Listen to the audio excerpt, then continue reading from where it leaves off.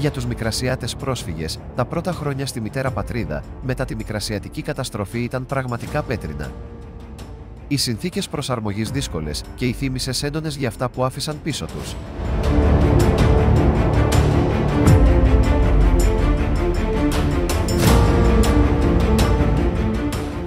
Κάτι πρέπει να γίνει, ήταν η φράση που ακουγόταν όλο και πιο συχνά στο μικρό μαγαζάκι αθλητικών ειδών Λουξ του Εμίλιου Ιωνά και του Κωνσταντίνου Δημόπουλου, στην οδό Βεραντζέρου.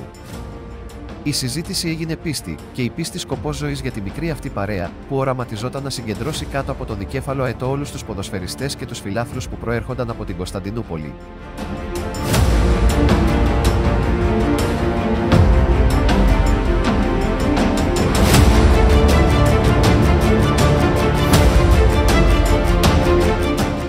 Στις 13 Απριλίου του 1924, και ύστερα από πολλή ώρη συζήτηση, η παρέα πήρε την τελική απόφαση για την ίδρυση ενός συλλόγου με την επωνυμή Αθλητική Ένωση Κωνσταντινούπολεως.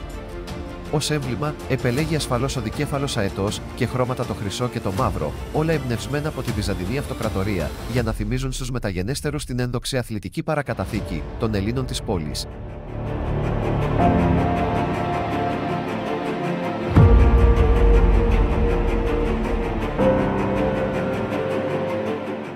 Πριν συμπληρωθεί ένα δίμηνο, η ποδοσφαιρική ομάδα της ΑΕΚ ήταν αξιόμαχη και έτοιμη να κατεβεί στα γήπεδα.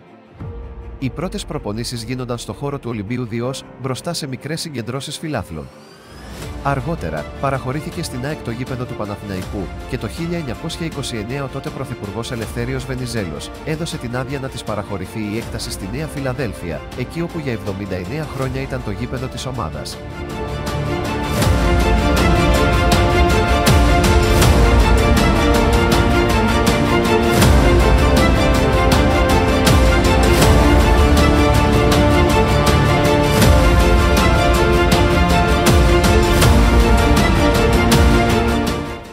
Διαβάστε περισσότερα για την ιστορία του ιστορικού αυτού συλλόγου στην περιγραφή του βίντεο.